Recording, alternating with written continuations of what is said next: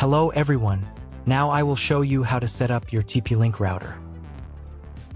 And before starting, if this video helps, please support me.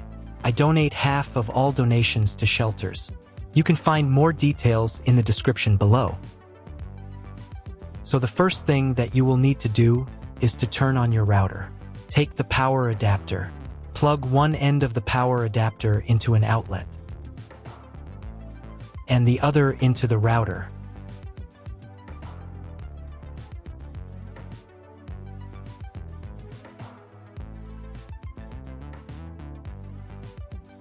Then press the power button.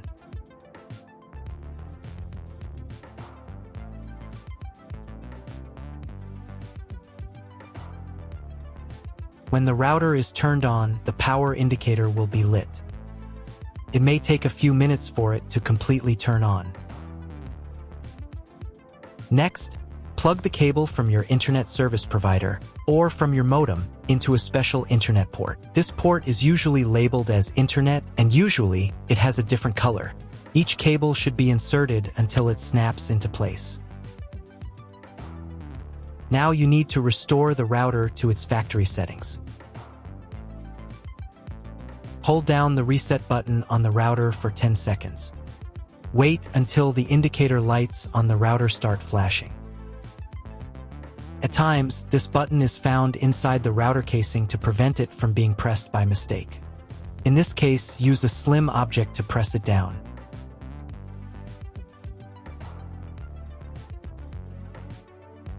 The router will restart, and the settings will go back to their original factory defaults.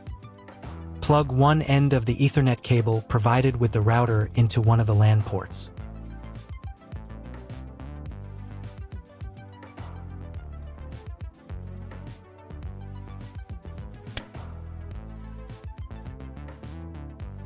And plug the other end of the cable into your computer's Ethernet port.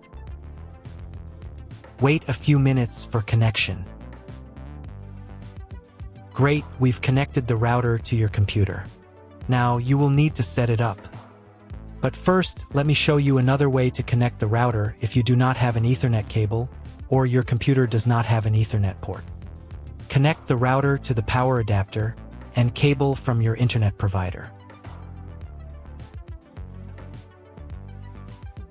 This will enable Wi-Fi.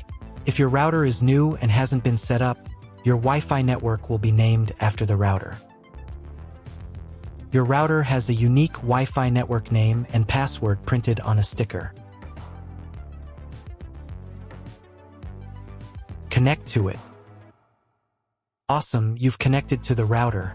Now let's get it set up.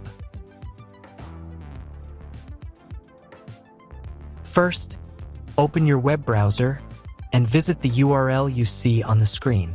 Use the URL bar instead of the search bar. If the link doesn't open, or you see a page with a password that you don't know, it means that your router has already been configured and you need to reset it to factory settings. Then you can try to enter the router settings panel again. If your router settings do not look like mine, it means that your router has a different firmware. I made a video for every firmware type. You can find all the links in the description down below. So at first you need to set a password for the personal cabinet of your router. Click on Let's Get Started button. I should also warn you that depending on the firmware version, you may not have some setup steps or they will be in the wrong order. Trust me, you got this. Just watch the video and follow instructions. On the first screen, select your time zone. If you don't remember which one you have, select any and click Next. On the next page, select the type of internet connection. Usually it is specified in the contract with your broadband provider. If you don't know, you can try to click on the Auto Detect button. The router will try to identify what type you have. If it has failed, select Dynamic IP and click Next. Depending on what type of connection you have chosen in the previous step, This page may differ from mine. If you have selected Dynamic IP, then choose one of the options on this page. If your ISP only allows internet access to a specific MAC address, you need to clone the MAC address of the primary computer. If you are not sure about your MAC, select Use Default MAC Address and click Next. In most of the cases, there is no need to clone the MAC address. But if you can't get the internet connection after quick setup, please run it again and clone the MAC address for a try. On next page, set name and password of your future Wi-Fi network. You can enable the available modes of your router. There will be one or more modes available. If there are several, enable them and enter for each network the name and password of your future Wi-Fi network. Password must be at least 8 characters long. When you write the credentials, click on the Next button. On this page, you can configure TP-Link Cloud Service. Do not touch anything here. Just click Skip button. On the next page, you will see all the information that you specified earlier. Just confirm the settings by pressing Next button. Wait until the router tries to connect to the internet by itself. If it's failed, check again whether you have connected all the cables correctly. Click Skip, then try to reboot your router. But if it's not failed, then check whether the internet is available. Just Google something. If there is no internet, you need to reboot router. For this, go to Advanced.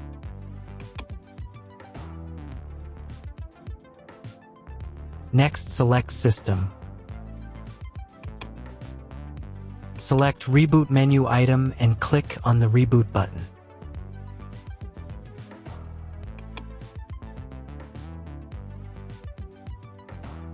If the internet still does not appear, you need to log in to the router control panel using the password that you created at the very beginning of the router setup. Select Internet menu button, and then clone MAC address. After that, save the settings. Reboot your router again. After a couple of minutes, check internet connection.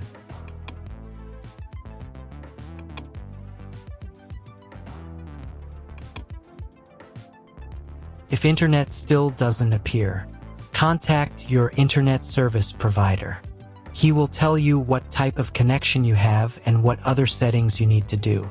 That's all. If you found my video helpful, please support my work. Half of all donations I send to animal shelters. All details are in the description down below.